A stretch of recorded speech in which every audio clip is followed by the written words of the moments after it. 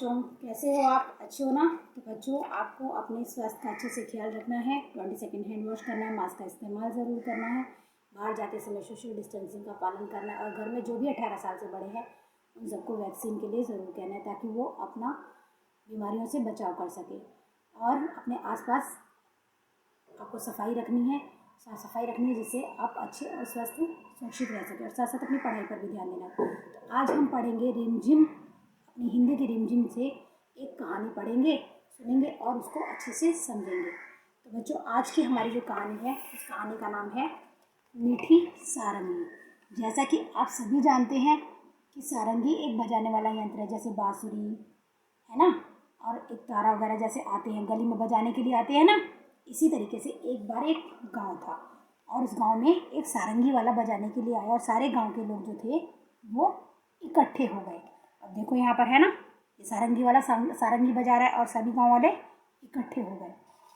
अब क्या हुआ कि जब सारंगी वाला जब आया और उसने सारंगी को बजाना शुरू किया तो पहले तो 2-4 लोग इकट्ठे हो, फिर धीरे धीरे धीरे करके वहाँ बहुत सारे लोग इकट्ठे होने लगे और सब सारंगी वाले की बहुत तारीफ करने लगे कि वाह कितनी मीठी सारंगी बजा रहा है, वाह कितनी मीठी सारंगी बजा रहा है।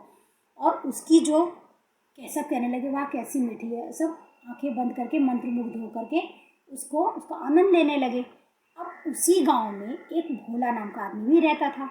अब भोला जो था अपने ही नाम के अनुसार सीधा साधा और भोला था, व्यवहार से भी और अपने आचार व्यवहार से भी। तो उसने सोचा कि अरे वाह, मन ही मन कहने लगा वाह सभी लोगों को ये सारंगी तो बहुत मीठी लगी है, ये तो मुझे भी मीठी लगनी चाहिए, लेकिन इसको सुनने से मेरे मुंह में तो मीठा पानी आया ही नहीं, मेरा मुंह मीठा हुआ ही नहीं, मैं कैसे मान लूँ कि ये सारंगी मीठी है। तो हो सकता है कि कहीं मैं इससे बहुत दूर बैठा हूँ या बहुत दूर से सुन रहा हूँ, इसलिए मुझे ये सारंगी मीठी नहीं लग रही है। तो उसने क्या किया कि वो जा कर के सारंगी जो बजा रहा था उसके पास जाके बैठ गया कि उसका मुंह मीठा हो जाए। अब क्या हुआ कि सारंगी वाले ने बजाता रहा और भोला भी उसके पास बैठा रहा, लेकिन पूरा दिन उसके पास बैठे रहने के बावजूद भी भोला का मुंह मीठा नहीं हुआ। रात को जब सभी लोग सारंगी बजाने वाले के पास से जब जाने लगे, धीरे धीरे सारंगी वाले ने सारंगी बजाना बंद कर दिया और सभी लोग अपने अपने काम में व्यस्त हो गए और सभी लोग आपस में और महाराज से कहने लगे कि हे सारंगी महाराज, आप तो सारंगी बहुत ही मीठी बजाते हैं और हमें भी बड़ा ही मज़ा आया, तो आप 2-4 दिन हमारे यहाँ पर ही ठहरिए और हमें इसका आनंद उठाने का लाभ दीजिए। तो ये सुन कर के भोला जो था बहुत ही झुंझला गया, गुस्से में आ गया।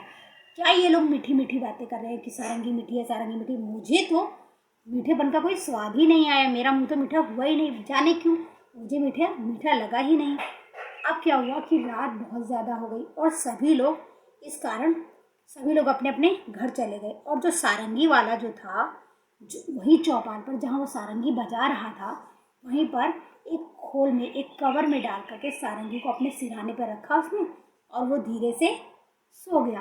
अब भोला जो सारे दिन का बेचैन था, जो बार बार लोगों की तारीफों से परेशान हो गया था कि सारंगी मीठी है, सारंगी मीठी है, अब उसको तो चैन था नहीं। उसने जैसे ही देखा कि सभी लोग गहरी नींद में सो गए हैं और खराटे लेने लगे हैं, तो वह चुपके से उसने सारंगी वाले के सिरहाने से सारंगी उठाई और धीरे से उसकी खोल को उतार दिया, उसके कवर को उतार दिया और उसको धीरे धीरे वो चाटने लगा। देखो यहाँ पर ये सारंगी है ना, सारंगी, और इसको ये भोला सारंगी को चाटने लगा। अब क्या हुआ कि धीरे धीरे उसने उसको सारंगी को हिलाया, फिर डुलाया और धीरे से सोचा कि शायद इसके छेद में कुछ मीठा हो जिससे मेरा मुंह मीठा हो जाए, और उसने उस छेद को अपने मुंह के ऊपर करके उड़ेला ताकि उसको मीठे का स्वाद मिल सके। लेकिन उसको उड़ेलने के बाद भी कुछ भी मीठा उसके मुंह में नहीं आया और अब उसको बड़ी तेज गुस्सा आया। उसने कहा इसमें तो कुछ भी मीठा नहीं, और उसने उसको ले जाके गाँव के बाहर दूर फेंक आया।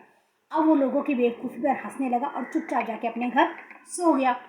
अब जब सुबह हुई तो सारंगी वाले ने अपने सारंगी को खोजना शुरू किया और उसके ही साथ साथ सारे लोग क्योंकि सारंगी वाला सारंगी बजाता था और उसकी सारंगी की मधुर ध्वनि वो लोग सुनना चाहते थे। तो जब सारंगी वाले को और गांव वालों को जब वो सारंगी नहीं मिली तो सभी आपस में दुखी हो गए और कहने लगे कि वाह कितनी मीठी सारंगी थी, कितनी मीठी सारंगी थी।